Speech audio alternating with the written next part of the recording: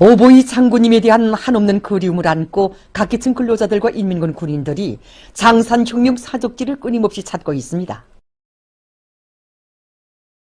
위대한 용도자 김정일 동지께서는 주체 50, 1961년 5월 15일부터 6월 4일까지 20여일간 와산동 용성사이도로 확장공사에 참가하시어 대중의 앞장에서 위대한 수령님의 높은 뜻과 원대한 구상을 충직하게 받들어 나가시었습니다.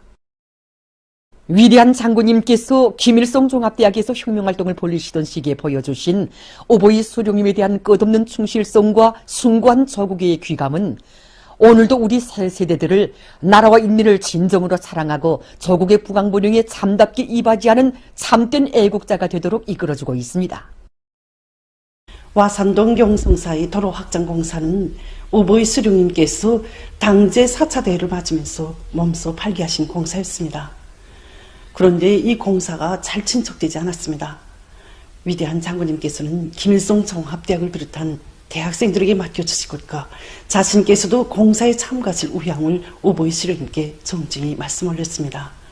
오보이 수령님께서는 매우 만족해하시면서 들끓는 현실 속에서 배우기도 하고 사상 우지적으로 단련도 하면서 한번 번때게 제껴보라고, 현실 속에서 솔마를 타겠다면 자신께서는 쌍수를 들어 환영하겠다고 교시하셨습니다.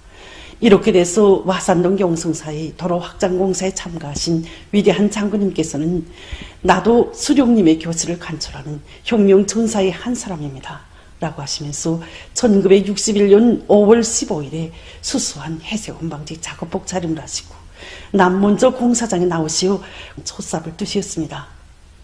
공사 전기간 위대한 장군님께서는 어렵고 힘든 일에 앞장서시어 이신작직의 실천적인 모범으로 대학생 건설자들을 이끌어 주셨습니다.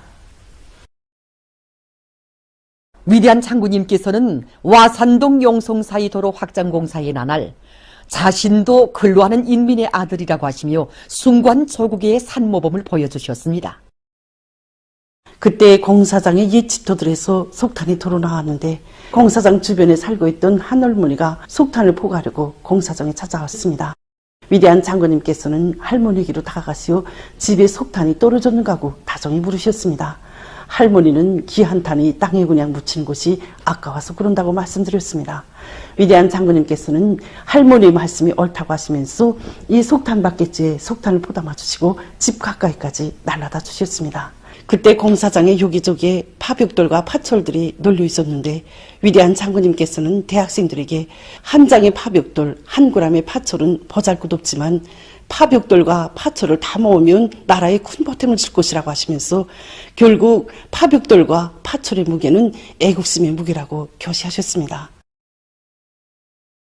천리마 시대와 더불어 빛나는 위대한 장군님의 실천적 모범은 새 세대 청년들을 당중앙위원회 제8기 제6차 전원회의 결정관 처리로 힘있게 고무추동하고 있습니다. 새기면 새길수록 우리 청년들을 수령의 구상과 당 정책을 결사 관철하기 위해서는 어떻게 해야 하는가를 더 깊이 새겨주고 있습니다. 저도 이번에 3,700세대 새거리 교설에 탄원하였습니다. 물론 지금도 어렵고 힘들 때가 많습니다. 하지만 위대한 장군님께서 보여주신 산모범을 따라 배워서 혁명가요를 높이 부르면서 대회 앞장에서 내달리겠다는 것을 굳게 결의합니다. 경리하는 김정은 동지의 사상과 영도에 끝없이 충실하자. 백두의 혁명 전통을 주체조선의 만년제보로 빛내어 나가자. 우리 혁명이 새로운 고조 국면을 열어나가는 보람찬 투쟁의 전위에서 돌파구를 힘차게 열어나갈 청년들의 불같은 지향과 혁명적 열의가 더욱 분발승화되는 속에 백두산 지구 혁명 전적지혜로 향한 청년 전위들의 탑사인권 대우가 계속 이어지고 있습니다. 백두의 혁명 전통을 주체혁명위협의 핏줄기로 줄기차게 이어나가는 열혈의 청년 지휘관이 될 드높은 열이 안고 전국 청년동맹 사상사업 일꾼들이 백두산 미령 고향지배로의 탑사인권길에 올랐습니다. 위대한 용도자 김종일 동지께서는 출발 모임에서 보고자와 토론자들은 백두의 혁명 전구에 새기신 천출위인의 거룩한 자욱을 따라 항일빨지산의 진격나팔 소리를 세기와 세대를 이어 높이 울리며 승리의 신심 드높이 백두의 행군길을 꿋꿋이 이어갈 교리를 피력했습니다. 혁명 아버지 김정은 원수입니다.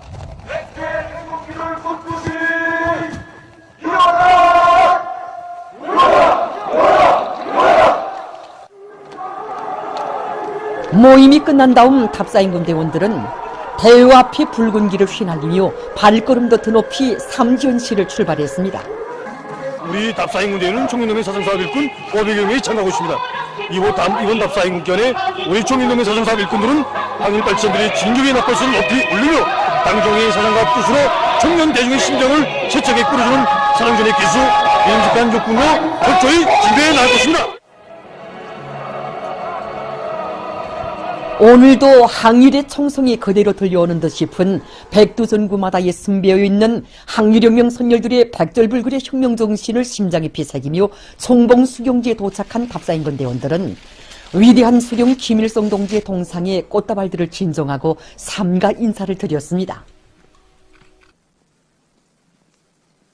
답사인군 대원들은 총봉수경지의 사령부 자리와 항일의 여성영웅 김종숙 동지께서 몸소 쓰신 구호문헌을 비롯한 수경지의 여러 사정물들을 돌아보면서 항일의 혈전만리를 해치시며 조국해방의 역사적 위협을 이룩하신 위대한 수령님의 불멸의 업적과 항일혁명 선열들의 사상정신 세계를 깊이 새겨안았습니다.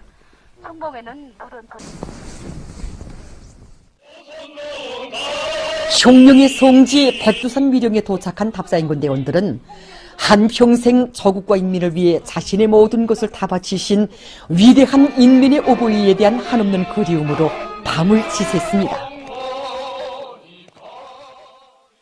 216 강기예술학원 창립 쉰덜 기념보고회가 진행됐습니다. 기념보고회에서 보고자는 위대한 수령 김일성 동지께서 자강도를 현지 지도하시면서 예술적 소질이 뛰어난 학생 소년들을 선발하여 예술 전문학교를 내어도록 하시고 교육사업에서 나서는 귀중한 교실을 주신 데 대해서 언급했습니다. 보고자는 전체 교직원 학생들이 당의 주체적 문예사상과 리론으로 무장하고 예술인재 육성 사업과 학과 학습에서 실제적인 성과를 이룩함으로써 학원의 자랑스러운 역사와 전통을 빛내어 나갈 때 대해서 강조했습니다. 모든 혁명 진지를 3대 혁명화할 때 대한 당정책을 높이 받들고 여러 단위에서 3대 혁명 불군기 쟁취운동을 힘있게 벌려 단위 발전과 인민생활 향상에서 성과를 거두고 있습니다. 그 가운데는 위대한 장군님의 영도 업적이 뜨겁게 깃들어 있는 말린 쌀밥 공장도 있습니다. 우리 공장에서는 정어분들 속에 위대한 장군님의 그 용도 업적을 깊이 새겨주기 위한 사상교양 사업을 주선으로 틀어주고 있습니다. 그래서 위대한 장군님께서는 우리 민들에게 간편하고 먹기 좋은 말린 쌀밥을 안겨주시려고 일요일에 휴식도 미루시고 공장을 찾아오시어 생산 공정을 자동화하며 제품의 질을 높일 때 하여 간곡히 교시하셨습니다. 그래서 위대한 장군님의 그 숭고한 뜻을 깊이 새겨주기 위한 그 교양 사업을 여러 계기마다 여러 가지 형식과 방법으로 진행하는 과정에 정업원들 속에서는 용도업적 단위에서 일하는 궁지와 자부심이 커지고 위대한 장군님의 유훈을 받들어 인민들의 그 식생활 개선에 실질적으로 이바지하려는 요리가 높아지게 되었습니다. 우리 공장 기술혁신 사업에서 우리가 중시한 것은 노력전략형, 부지전략형 생산 공정을 확립하는 것이었습니다. 그래서 공장에서는 품위 많이 드는 이런 앞공정을 현대화하면서 이 공장 실정에 맞게 자체의 힘으로 설비들을 효과적으로 제작 설치하기 위한 사업에 힘을 넣었습니다. 그래서 제품의 질과 위생 안전성을 보장할 수 있는 토대가 마련되게 되었고 모든 생산 공정이 식품안전관리책의 인증을 받게 되었습니다. 얼마 전에 3중 3대 혁명 기수의 영예를 지닌 말린 쌀밥 공장의 일꾼들과 종업원들은 위대한 장군님의 유훈을 높이 받들고 생산적 악량을 일으켜 나감으로써 인민들의 식생활 향상에 적극 이바지할 요리에 넘쳐 있습니다.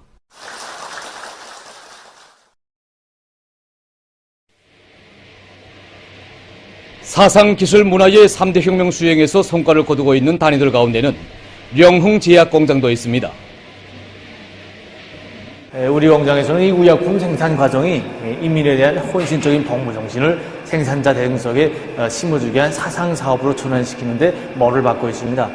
그래서 새 제품을 개발하거나 도입하는 과정을 놓고 봐도 정업원들이 인민들 속에 들어가서 그들의 수요를 장악하고 그것을 집체적으로도 협의하는 방법으로 선정하고 있습니다.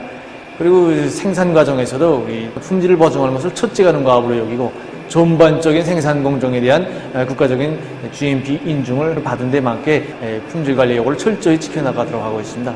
이 과정에 종업원들의 사상 관점과 태도에서도 근본적인 변화가 일어났고 결과 최근에만 해도 상비약품, 대중약품을 비롯한 수십 가지의 새 제품들이 생산에 도입되었습니다. 자체의 기술 역량을 강화해서 의약품의 가지수를 늘리고 생산량을 높여 인민들의 건강 증진에 이바지하고 있는 이곳 공장은 얼마 전 이중 3대 혁명 붉은기를 쥐어받았습니다.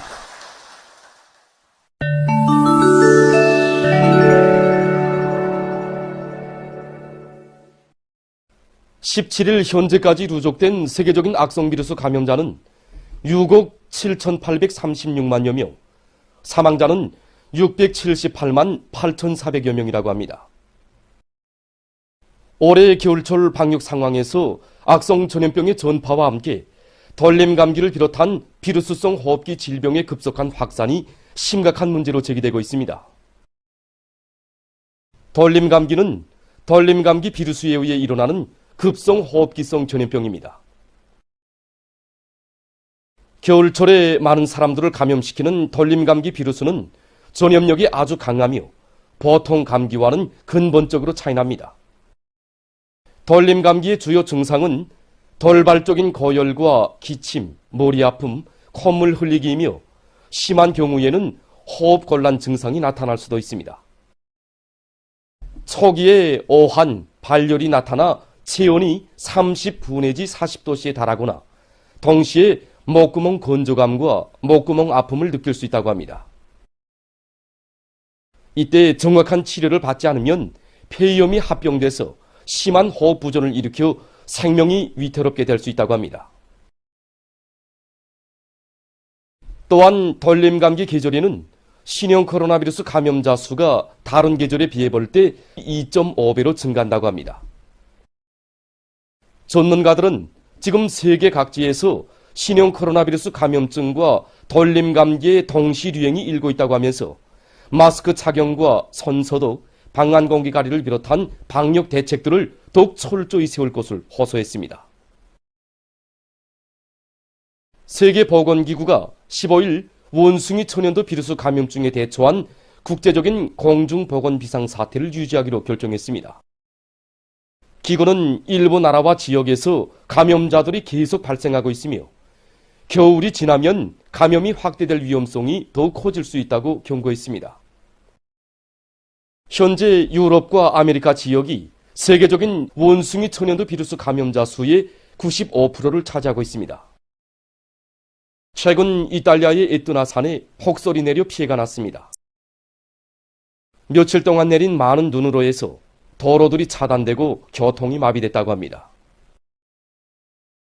페루의 고생물 학자들이 지금으로부터 수백만 년 전의 것으로 추정되는 말향고래 화석을 새로 전시했다고 합니다. 이 화석은 지난 2020년 4월 온화한 사막 지역에서 처음으로 발견됐으며 길이는 1.3m 정도라고 합니다. 발굴된 고래 화석은 당시의 바다 생물을 연구하는 데 도움을 주게 될 것이라고 합니다. 보도를 마칩니다.